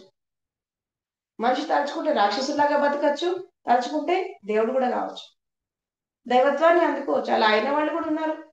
ఎంతో మంది జ్ఞానులు ఉన్నారు, సత్పురుషులు ఉన్నారు, ఎంతో మంది మేధావులు ఉన్నారు, ఎంతో మంది మనం చూస్తున్నాం. గత చరిత్ర చూసినా, ప్రస్తుత సమాజంలో చూసినా ఎంతో మంది ఉన్నారు అలా ఎదిగిన వాళ్ళు. అంటే మనిషి యొక్క గరిమ, మనిషి యొక్క అస్తిత్వం, చాలా గొప్పది. దాన్ని దిగజార్చుకోవద్దు. చిన్న చిన్న విషయాల కోసం జీవితాలను తాకట్టు పెట్టద్దు. అండ్ ఇంకోటి ఏంటంటే, మనిషికి లైఫ్ ఎందుకు వచ్చింది అంటే, తను ఆనందంగా ఉంటూ, మానవత్వంతో జీవిస్తూ, సత్యం ధర్మంతో జీవిస్తూ, సాటి మనిషికి సహాయం చేస్తూ, తను ఎదుగుతూ, ఇతరుల ఎదుగుదలలో తను సహాయపడుతూ, ఈ మొత్తం ప్రపంచాన్ని ఒక స్వర్గతుల్యం చేయడానికి, భూమిని ఒక నందనవనం చేయడానికి, సకల ప్రాణికోటిని కాపాడడానికి, ప్రకృతిని కాపాడడానికి మానవ జన్మ వచ్చింది. కానీ ఇది జరుగుతోందా? జరగట్లేదు. ఎక్కడ చూసినా అన్ని రకాల హింసలు జరుగుతున్నాయి. ప్రతి చోట హింస జరుగుతోంది. ప్రతి చోట రకరకాలైనటువంటి చేయరాని పనులు, జరగకూడని పనులు చాలా జరుగుతున్నాయి. యుద్ధాలు వస్తున్నాయి. తర్వాత మనిషి క్రియేట్ చేసినటువంటి డిజాస్టర్స్ వస్తున్నాయి. దీంతో పాటు ఏం చేస్తుంది? ప్రకృతి కూడా విలయతాండవం చేస్తుంది. న్యాచురల్ కెలామిటీస్ వస్తున్నాయి. ఇవన్నీ ఎందుకు జరుగుతున్నాయి? ఇది 4 రోజుల జీవితం. మనిషి గట్టిగా ముక్కు మూసుకుంటే ప్రాణం వెళ్ళిపోతుంది. 4 రోజుల భాగవతం జీవితం అంటే ఏం లేదు. చాలా సింపుల్ గా చెప్పాలంటే 4 రోజుల భాగవతం లైఫ్ అనేది. ఈ 4 రోజుల భాగవతానికి 4 రోజులు బ్రతికుండి భూమిని హాయిగా ఒక స్వర్గంలాగా ఉండాల్సినటువంటి మనిషి, స్వర్గతుల్యంగా ఉంచాల్సినటువంటి మనిషి, తన జీవితాన్ని ఒక పండగలాగా, ఒక ఉత్సవపూర్వకంగా ఆనందకర స్థితిలో జీవించాల్సినటువంటి మనిషి ఎందుకు ఇన్ని అవస్థలు పడుతున్నాడు? ఎందుకు ఇంత దిగజారిపోతున్నాడు? ఎందుకు మనిషి స్థితి నుంచి దిగజారిపోతున్నాడు మనిషి అంటే, దీనికి ఒకే ఒక కారణం ఏంటంటే, మెయిన్ ఒకే ఒక ఏంటంటే, నేను మనిషిని అనేటటువంటి స్పృహ మనిషి కోల్పోయాడు. మానవత్వాన్ని కోల్పోయాడు. ఈ మానవత్వాన్ని, నేను మనిషిని అనే స్పృహ కోల్పోవడం వల్ల ఇవన్నీ జరుగుతుంది. దీనివల్ల ఏమవుతుందంటే అనేక రకాల సమస్యలు వస్తున్నాయి, అనేక రకాల ఇబ్బందులు వస్తున్నాయి, హింస వస్తుంది, అట్రాసిటీస్. అంటే డబ్బు ఉన్న వాళ్ళు ఒకలాగా ఉన్నారు, లేని వాళ్ళు ఒకలాగా ఉన్నారు, బీద వాళ్ళు ఇంకొకలాగా ఉన్నారు. అంటే ప్రతి వాళ్ళకు కూడా జీవితంలో డబ్బున్నా సుఖం లేదు, శాంతి లేదు. డబ్బు లేకపోయినా సుఖం, శాంతి లేదు, సంతృప్తి లేదు. తర్వాత పిల్లలు లేకపోతే శాంతి లేదు. అంటే ఏది ఉన్నా లేకపోయినా నాకు అశాంతి ఉంది అని చెప్పి మనుషులు జీవిస్తున్నారు. కానీ మనిషి ఒకటి గుర్తుపెట్టుకోవాలా, ఏంటి అంటే, ఏది ఉన్నా లేకపోయినా, ఎవరున్నా లేకపోయినా, ఏమున్నా లేకపోయినా తనకంటూ జీవితం ఉంది. ఫస్ట్ అది గుర్తుపెట్టుకోవాలా. నీకు లైఫ్ ఉంది. నీ జీవితం అనేది వేరే వాళ్ళ జీవితంలో ముడిపడి లేదు. నువ్వు పుట్టినప్పుడు ఒంటరిగా పుట్టావు, రేపు పోయేటప్పుడు ఒంటరిగా పోతావు. ఈ ఒంటరిగా పుట్టి ఒంటరిగా పోయే జీవితానికి వాళ్ళు లేరు, వీళ్ళు లేరు, ఇది లేదు, అది లేదు అనుకుంటా జీవిస్తే అసలు నీ జీవితాన్ని నువ్వు ఎప్పుడు జీవిస్తావు? నీ జీవితాన్ని ఎప్పుడు నువ్వు సాటిస్ఫాక్షన్ తో జీవిస్తావు? ఇది లేకనే ఏం జరుగుతుందంటే రకరకాల సమస్యలు వస్తున్నాయి. అంటే ఇప్పుడు ఎట్లా అయిపోయింది, 10 సంవత్సరాలు అంటే పుట్టినప్పటి నుంచి 10 సంవత్సరాల వరకే జీవితంలో అన్ని ఉంటున్నాయి. దాని తర్వాత ఏమవుతుంది? అన్ని రకాల స్వార్థం వస్తుంది, సంకుచిత మనస్తత్వం వస్తుంది, సంబంధ బాంధవ్యాలని విషపూరితం అయిపోయినాయి, కుటుంబ వ్యవస్థ అంతా అస్తవ్యస్తం అయిపోయింది, సామాజిక స్థితిగతులు అస్తవ్యస్తం అయిపోయినాయి. ఎందుకు ఇది జరుగుతోంది అంటే, మనిషికి జీవితం మీద అవగాహన లేదు, ఒక అండర్స్టాండింగ్ లేదు. మనిషి భూమి మీద పుట్టింది ఒక దైవత్వాన్ని అందుకొని, తన వ్యక్తిత్వాన్ని నింపుకొని, ఒక జ్ఞానంతో, విజ్ఞానంతో, మేధస్సుతో జీవించడానికి మనిషి జీవితం వచ్చింది. కానీ దౌర్భాగ్యకరమైనటువంటి పరిస్థితి ఏంటంటే, మనిషి మనిషిలాగానే బతకట్లేదు. ఇది పెద్ద డ్రాబ్యాక్. ఇది మనిషి భూమి మీద పుట్టిన దేవుడు కావడం కోసమే, దైవత్వాన్ని అందుకోవడం కోసమే. మనిషి జీవితము అంత చిన్నగా రాలేదు. ఏదో పందుల్లాగా, కుక్కల్లాగా సందులలో గొంతులలో పడి బతకడానికి రాలే మనిషి జీవితం అనేది. ఎందుకంటే మనిషి జీవితం చాలా ఉన్నతమైంది. దాన్ని అర్థం చేసుకోవాలా. ఫస్ట్ ఎన్నో రకాల struggle for existence, survival of the fittest, ఎన్నో రకాల సంస్కరణలు జరిగి, ఎన్నో రకాల మార్పులు జరిగి, ఎన్నో రకాల పరిణామాల తర్వాత, సృష్టి యొక్క క్రమంలో ఎన్నో రకాల పరిణామాల తర్వాత హ్యూమన్ బాడీ వచ్చింది, మనిషి శరీరం వచ్చింది, మనిషికి లైఫ్ వచ్చింది. ఎంతో వ్యయ ప్రయాసల కోరిస్తే తప్పించి ఈ మనిషి జన్మ వచ్చింది, ఈ లైఫ్ వచ్చింది. ఇంత మంచి లైఫ్ ని ఎందుకు పాడు చేసుకుంటున్నారు? ఇంత మంచి లైఫ్ ని ఎందుకు చిన్న చిన్న విషయాలకు తాకట్టు పెడతారు? జంతువులాగా ఎందుకు బతుకుతారు? రాక్షసంగా ఎందుకు జీవిస్తారు? ఎందుకు అస్తవ్యస్తంగా జీవిస్తున్నారు అని అంటే ఒకే ఒక కారణం ఏంటంటే నేను మనిషిని అనేటటువంటి స్పృహ లేదు. అందుకే కన్ఫ్యూజన్ ఉంది, అందుకే కన్ఫ్యూజ్డ్ స్టేట్ లో జీవిస్తున్నారు. ఎందుకంటే క్లారిటీ లేదు లైఫ్ పైన. క్లారిటీ ఇచ్చే వాళ్ళు కూడా ఎవరు లేదు. వీళ్ళ తప్పు కూడా కాదు, క్లారిటీ ఇవ్వరు. జీవితం అంటే ఎవరు ఎక్కడ చెప్పరు, తల్లిదండ్రులు చెప్పరు, టీచర్స్ చెప్పరు, సొసైటీ చెప్పదు, ఈవెన్ ధర్మ గ్రంథాలు శాస్త్రాలు కూడా చెప్పవు జీవితం అంటే ఏంటో. ఎవరు చెప్పరు, ఎలా నేర్చుకుంటారు? అసలు జీవితానికి మించిన గ్రంథం లేదు, గుర్తుపెట్టుకోండి. ఈ ధర్మ గ్రంథాలు ఆ గ్రంథాలు చదవడం కాదు, జీవితానికి మించిన గ్రంథం లేదు, మనసుకి మించిన మందిరం లేదు, తర్వాత హృదయానికి మించినటువంటి ఒక దేవాలయం లేదు, అదేవిధంగా శక్తికి మించినటువంటి దైవత్వం లేదు. ఇది ఫస్ట్ గుర్తించండి. సమస్తం మీ లోపలే ఉంది. ఒకసారి మీ లోపల మీరు చూసుకోండి. ఇప్పటిదాకా బయట ప్రపంచం చూసి, వాళ్ళని చూసి వీళ్ళని చూసి కంపేర్ చేసుకొని కాంపిటేటివ్నెస్ తో జీవించారు. ఇప్పుడు ప్రపంచాన్ని చూస్తే ఏం రాదు, ఒకసారి స్వయాన్ని చూసుకోండి. మీరు ఇంట్రోవర్ట్ కండి, చూసుకోండి మీ శరీరాన్ని, మీ ఆలోచనలని, మీ భావాలని, మీ జీవితాన్ని ఒకసారి చూసుకోండి. చూసుకున్నప్పుడు మీకు అన్ని అర్థమవుతాయి. దృష్టి అనేది కొంత అంతర్ముఖం కావాలి ఎప్పుడైనా కానీ. మన ఆలోచనలు, మన భావాలు, మన శరీరం, మన నడత, మన నడవడిక, మన జీవిత విధానం, ఇది ఎప్పుడైతే మనం కరెక్ట్ చేసుకుంటామో దానివల్ల ఏం జరుగుతుందంటే మనం చాలా రకాల సమస్యల నుంచి మనం బయటకు వచ్చేస్తాం. సింపుల్ గా చెప్పాలి, ఇక్కడ ధ్యానం అని కూడా నేను చెప్పను, ఇది మెడిటేషన్ కాదు. మీరు మళ్ళీ మెడిటేషన్ అనుకుంటారేమో, this is not meditation. Simple గా ఏంటంటే మన మీద మనం దృష్టి పెట్టడం. ఎందుకంటే మనిషి పొద్దున లేచినప్పటి నుంచి రాత్రి పడుకునేదాకా ఇతరులే ఎక్కువ ఉంటారు వాళ్ళ జీవితంలో, వీళ్ళు ఉండరు ఇక్కడ. అవునా? తెల్లారు లేస్తే కళ్ళు తెరిచి ఇతరులను చూస్తారు, ఆలోచనలో కూడా ఇతరులే ఉంటారు, భావాల్లో కూడా ఇతరులే ఉంటారు, వీళ్ళు పనులు కూడా ఇతరుల కోసమే చేస్తారు. తర్వాత రాత్రి పూట పడుకుంటే కళలు కూడా వేరే వాళ్ళ గురించి వస్తాయి, కానీ వీళ్ళ గురించి రావు, వీళ్ళ జీవితం గురించి రావు. ఇక్కడ కుటుంబం కూడా ఇతరులే, ఈవెన్ భార్య పిల్లలు కూడా ఇతరులే, సమాజం కూడా ఇతరులే, తల్లిదండ్రులు కూడా ఇతరులే. అది నువ్వు కాదు. నీ శరీరం ఉన్నంత కాలమే వీళ్ళు ఉంటారు. రేపు శరీరం పోతే తీసుకెళ్లి బయటపడే అంటారు వీళ్ళే, మళ్ళా వీళ్ళకి పనికిరారు. నేను అందుకే అంటున్నా, శరీరంలో శక్తి ఉన్నప్పుడు, స్పృహ ఉన్నప్పుడు కొంచెం జీవితాన్ని అర్థం చేసుకోండి, పర్సనల్ లైఫ్ ని అర్థం చేసుకో, జీవితానికి ఇంపార్టెన్స్ ఇవ్వండి, దాన్ని అర్థం చేసుకోండి. మీ లైఫ్ మీద మీరు దృష్టి పెట్టండి. నా లైఫ్ ఏంటి, నేను ఎటుపోతున్నా, నేను ఏం ఆలోచిస్తున్నా, నా జీవితం ఎటుపోతుంది, తర్వాత నేను నేను ఎలాంటి దశలో వెళ్తున్నాను, నేను ఎలాంటి దిశలో వెళ్తున్నాను, దీని పర్యవసానం ఎట్లా ఉంటది.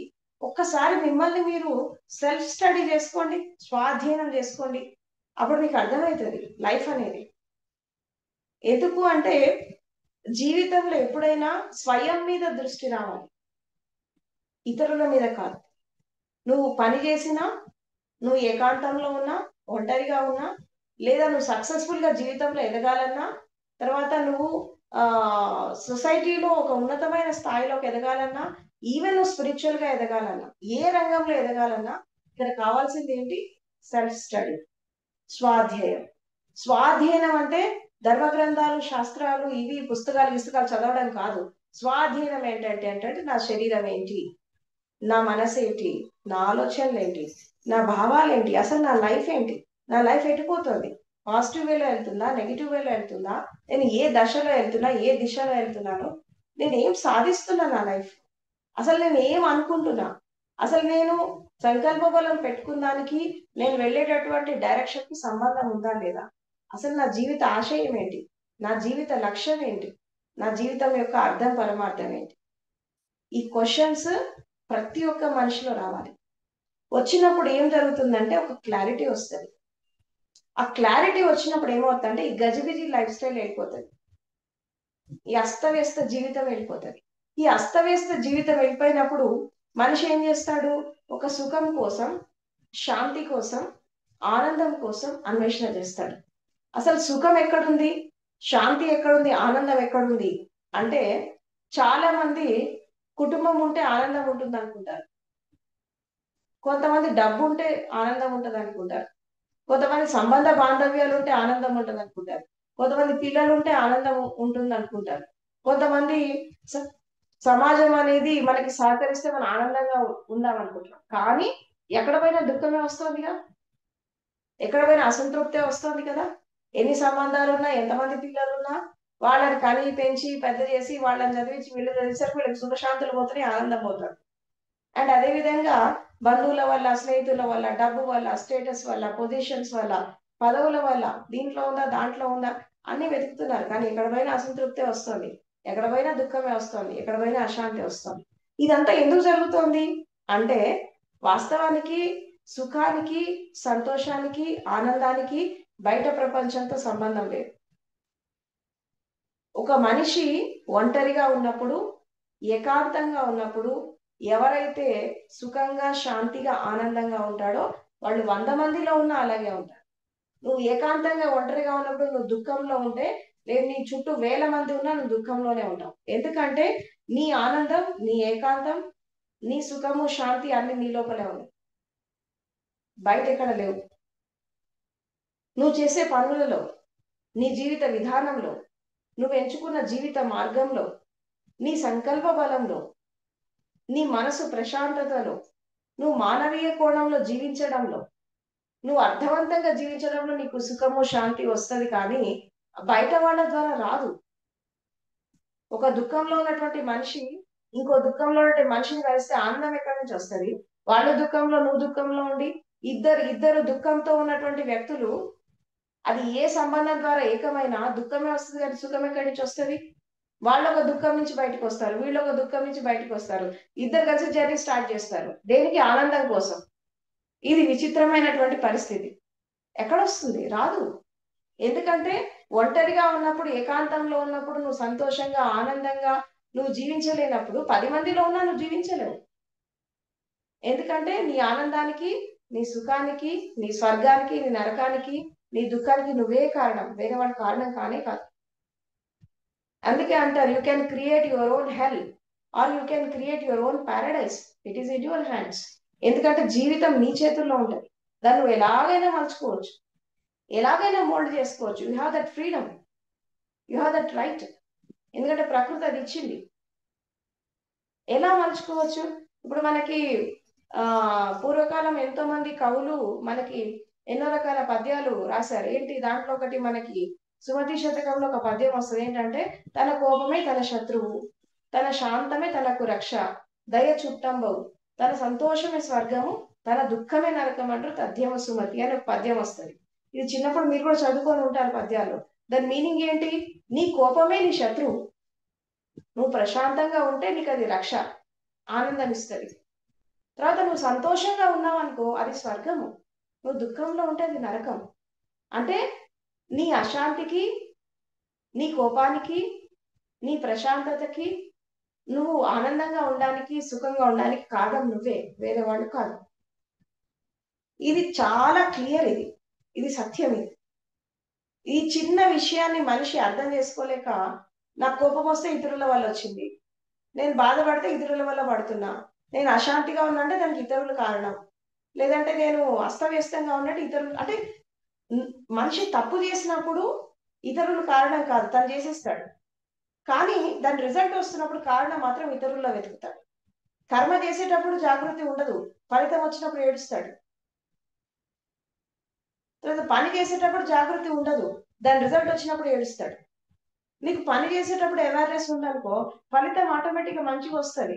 నువ్వు కర్మ చేసేది నువ్వు, దాన్ని డిజైన్ చేసుకుంది నువ్వు, దాన్ని ఆచరణలో పెట్టింది నువ్వు, రిజల్ట్ మాత్రం ఇతరులు అనుకున్నట్టు వస్తుందా?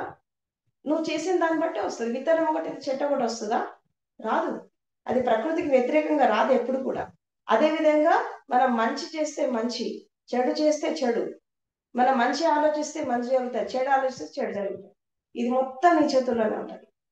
నీ జీవితానికి నువ్వే కర్త, కర్మ, క్రియ, సర్వస్వం నువ్వే. ఇక్కడ దేవుడో, దయ్యమో, మనుషులో, సమాజమో, వ్యవస్థ కాదు, మొత్తం నువ్వే కారణం. If you want to be live in the hell, you can be live in the hell. If you want to be create heaven, you can create a heaven. It is in your hands. If you want to be miserable, you can be miserable. If you want to be happy, you can be happy. నువ్వు దుఃఖంలో జీవించినట్టు జీవించవచ్చు, ఆనందకరంగా జీవించవచ్చు, స్వర్గంలో ఉన్నట్టు ఉండొచ్చు, నరకంలో ఉన్నట్టు ఉండొచ్చు, అన్ని నీ చేతుల్లో. ఇదే జీవిత సత్యం. ఇది ఈ సత్యాన్ని ఒక వ్యక్తి ఎంత త్వరగా అర్థం చేసుకుంటే అంత త్వరగా ఈ అస్తవ్యస్త జీవితం నుంచి బయటకు వస్తాడు. అప్పుడు మెల్లిమెల్లిగా తను చేసే పనులలో, తను చేసే కర్మలలో ఆటోమేటిక్గా శాంతి వస్తుంది, ఆనందం వస్తుంది, సుఖం వస్తుంది, శాంతి వస్తుంది. సింపుల్ గా ఆలోచించాల జీవితం గురించి. జీవితం అనేది 4 రోజులు జీవించడానికి వచ్చింది. మనం ఆనందకరంగా జీవించాలా, మానవత్వంతో జీవించాలి, ప్రేమతత్వంతో జీవించాలి, జీవితాన్ని అర్థం చేసుకొని జీవించాలి. గజిబిజి లైఫ్ స్టైల్ కాదు, ఒక ప్రశాంతకరమైన జీవితం ఉండాలి. ఇక్కడ నీకు డబ్బు ఉందా, డబ్బు లేదా, స్టేటస్ ఉందా, పొజిషన్ ఉందా, this is not the criteria. ఇది అసలు క్వశ్చనే కాదు. సింపుల్ గా చెప్పాలంటే నువ్వు డబ్బు ఉందా లేదా, సుఖము, నువ్వు స్టేటస్ ఉందా లేదా చూడొద్దు. నేను ఆనందంగా ఉన్నానా, నేను ప్రేమపూర్వకంగా ఉన్నానా, నేను సుఖంగా ఉన్నానా, శాంతిగా ఉన్నానా, ఏమున్నా లేకపోయినా, నీకు పిల్లలున్నా లేకపోయినా, నీకు డబ్బున్నా లేకపోయినా, నీకు స్టేటస్ ఉన్నా లేకపోయినా, నువ్వు చెట్టు కింద ఉన్నా సరే, ఊరి గుడిసెలో ఉన్నా సరే, నువ్వు పెద్ద ప్యాలెస్ లో ఉన్నా సరే, నువ్వు ఎక్కడ ఉన్నావు అది ఇంపార్టెంట్ కాదు. నువ్వు ఆనందంగా ఉన్నావా, సుఖంగా ఉన్నావా, శాంతిగా ఉన్నావా, నువ్వు మనిషిలాగా బ్రతుకుతున్నావా, ప్రేమతత్వంతో ఉన్నావా, ఇది ఇంపార్టెంట్. మనిషికి నిజమైన సంపదలు ఇవే. ఈ డబ్బు, స్టేటస్, పొజిషన్ ఇది కాదు. నిజమైన సంపద ప్రేమ, శాంతి, కరుణ, మానవత్వం, తర్వాత సంతృప్తి, సాటిస్ఫాక్షన్. ఎక్కడ ఉన్న సంతృప్తిగా ఉండాలి, ఆనందకర స్థితిలో ఉండాలి, ఒక ఉత్సవపూర్వకంగా ఉండాలి. And these are the real qualities of human beings. ఎప్పుడైతే మనిషి ఈ క్వాలిటీస్ ని తన లోపల పెంచుకొని జీవిస్తాడో అప్పుడు ఏ పని చేసినా తను సక్సెస్ఫుల్ గా ముందుకెళ్తాడు. ఏ ఫీల్డ్ లో ఎదిగినా సక్సెస్ఫుల్ గా వెతుకుతాడు. ఫస్ట్ ఏదన్నా ఒక పొరపాటు జరిగినప్పుడు, లేదంటే ఒక మిస్టేక్ జరిగినప్పుడు, లేదా ఇంకేదో జరిగినప్పుడు మనం ఎదుటి వాళ్ళ దృష్టిలో కాదు, మన దృష్టిలో మనం ఏంటి అని ఫస్ట్ ఆలోచించాలా. మనం ఏంటి అని ఫస్ట్ ఆలోచించాలా. ఎదుటి వాళ్ళ దృష్టికోణంతో మనం చూడటం కాదు, మన దృష్టితో మనం చూడాలి ప్రపంచాన్ని. First think positively. నో అనే పదం తగ్గించుకోండి జీవితంలో. కొంతమంది ఎలా ఉంటారంటే ప్రధానికి నో అంటారు, మంచిదానికి నో అంటారు, చెడుదానికి నో అంటారు. ఈ నో అని తగ్గించుకొని ఎక్కడ నో అనాలి, ఎక్కడ ఎస్ అనాలి, ఆ విచక్షణతో బ్రతకాలి. First don't say no for everything, say yes, accept everything, think positively and grow according to your will and wish. And తర్వాత ఒక హ్యుమానిటేరియన్ గ్రౌండ్స్ లో ఎదగండి, సంతృప్తిగా ఎదగండి, చేసే పని ఏకాగ్రతతో చేయండి, నిమగ్నం అయిపోయి చేయండి, మంచి పనులు చేయండి, మంచిగా ఆలోచించండి, మంచిగా బ్రతకండి, సంతృప్తిగా జీవించండి, ఆనందకరంగా జీవించండి. మీరు జీవించడమే కాకుండా మీ ఇంటి వాతావరణం, సామాజిక వాతావరణం, ఈ ప్రపంచ పరిస్థితులు ఇవన్నీ కూడా మీ మీద డిపెండ్ అయి ఉంటాయి. మీరు బాగుంటే సమాజం బాగుంటుంది, మీరు బాగుంటే ప్రపంచం బాగుంటుంది, మీరు బాగుంటే అన్ని బాగుంటుంది. కాబట్టి change starts from the individual. ఇది గుర్తుపెట్టుకోండి. మార్పు సమాజం నుంచి కాదు, వ్యక్తి నుంచి మొదలు కావాలా. Change starts from the individual and ultimately it extends to the society at large. మార్పు మనిషి నుంచి వస్తుంది, ఆ మనిషి నుంచి వచ్చినటువంటి మార్పే సమాజపరం అయిపోతుంది. అట్లా ఒక నూతన ప్రపంచాన్ని, నూతన మానవత్వాన్ని, తర్వాత నూతన సమాజాన్ని నిర్మించడానికి ప్రతి ఒక్కళ్ళు వాళ్ళని వాళ్ళు సంస్కరించుకొని, సమాజాన్ని దీన్ని సంస్కరించడం కాదు, వాళ్ళని వాళ్ళు సంస్కరించుకోవాలా. వాళ్ళని వాళ్ళు సంస్కరించుకొని రిఫార్మ్ చేసుకొని ఎప్పుడైతే జీవితాలని సంస్కరింపజేసుకుంటారో, మార్చుకుంటారో, అక్కడి నుంచి ఈ స్ట్రెస్ఫుల్ లైఫ్, ఈ రోబోటిక్ లైఫ్ స్టైల్, ఈ సెడెంట్రిక్ లైఫ్ స్టైల్ నుంచి బయటకు వచ్చి ఒక ఆనందకర స్థితిలో జీవించగలుగుతారు. కాబట్టి అస్తవ్యస్త సమాజంలో ఆనందం యొక్క అన్వేషణ చేసేటటువంటి మనుషులు, ఆనందం కోసం పరిగెత్తేటటువంటి మనుషులు, ఆ ఉరుకులు పరుగులు ఆపండి. ఫస్ట్ ఉరుకులు పరుగులు ఆపితే ఆనందం మీలోనే కనబడుతుంది. ఈ పరిగెడితే ఏం కనబడదు, గజిబిజి లైఫ్ స్టైలే ఉంటుంది. ఫస్ట్ ఈ రన్నింగ్ రేస్ లాంటి లైఫ్ ఆపితే ప్రతిదీ మీ లోపల ఉంది, కొంచెం లోపల వెతకండి, బయట కాదు. సో చివరిగా నా మాటలు ఇంత శ్రద్ధగా ప్రేమగా విన్నారు, మీ అందరికీ కృతజ్ఞతలు. Thank you very much. Thank you మా.